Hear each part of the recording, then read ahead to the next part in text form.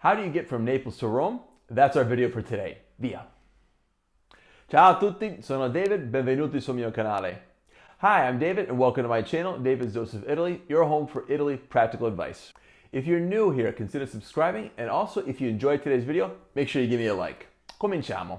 Alright, so this video is assuming that you are in Rome and that you want to continue your trip and go down and see Naples. Let's start with the distance, and the good news is it's not very far, to be honest. The actual distance in kilometers is 224, which is about 140 miles. And if you calculate that in hours, by taking the train, you're looking at an hour and 15 minutes, maximum an hour and a half. If you're looking to drive to Naples, which I don't recommend, then you're probably looking at a bit longer distance, time-wise and also in kilometers. And if you're the average Italian motorist, then you'll probably get there in about a half hour. Next, we have the flight. I've never done this before, and as you can probably imagine, this is not worth it. If you'll take a look at some screenshots that I took from Alitalia and also a train company, on this particular date, I believe the numbers speak for themselves. Next, we have the train option, and this is by far the best way to get to and from Naples and Rome. And the two companies that you want to look at are Trenitalia and Italo.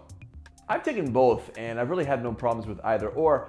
Although I would say that my go-to company is probably Italo, just because on the whole, they're a little bit cheaper and I just find them a bit more, I don't know, cozy. Trenitalia does arrive at more destinations in Italy simply because this is the train company which is run by the Italian state, and so therefore they have authorization to go to more cities. Italo is a private company and they have less destinations to offer. Now, if you happen to find a better fare and also better times with Trenitalia, then the train that you're going to want to take is the Frecciarossa. This is the high-speed train that goes 300 kilometers an hour. It's pretty cool. As far as the actual ticket is concerned, I always prefer to print it out just so I have something within my hands. You can show the conductor an email with the ticket code, but if your phone's not working or if you're having technical problems, then you're a bit stuck. There is also the option to take the bus. I've done about 2 or 3 times, and to be honest, I'm not a fan. For the simple fact that it does take a bit longer, you are subject to traffic, and I just found it to be rather uncomfortable.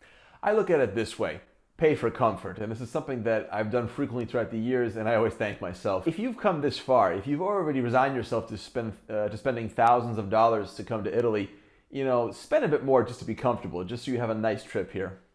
This last part is dedicated to the airport in Naples, which is called Capodichino, because I think some of you might be arriving via plane, maybe from another destination, and you need to get to the center of town.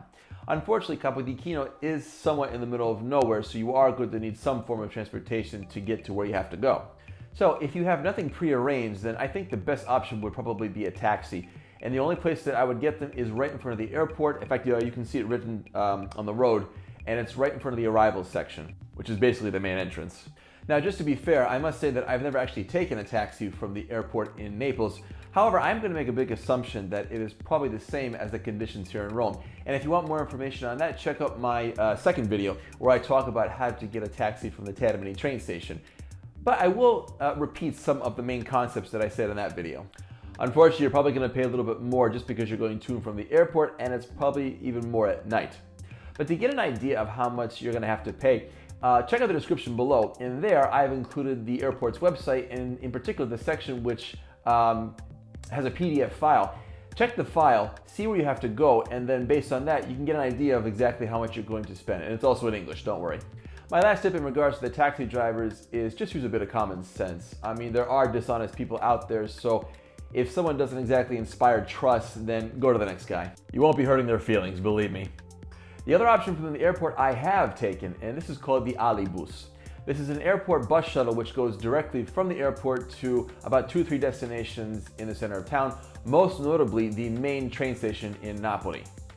In the past, it used to be €3. Now, according to their website, it is €5.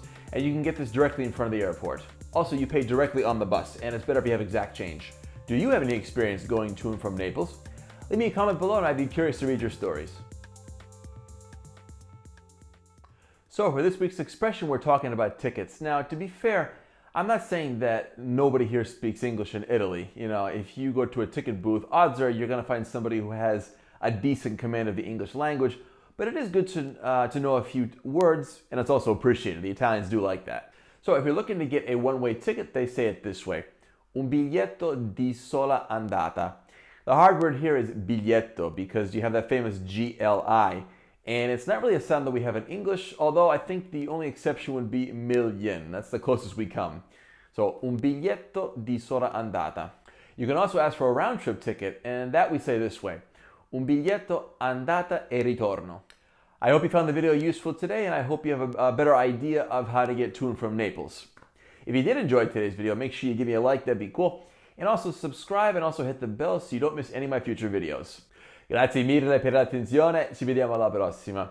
Thank you very much for watching, I'll see you next time.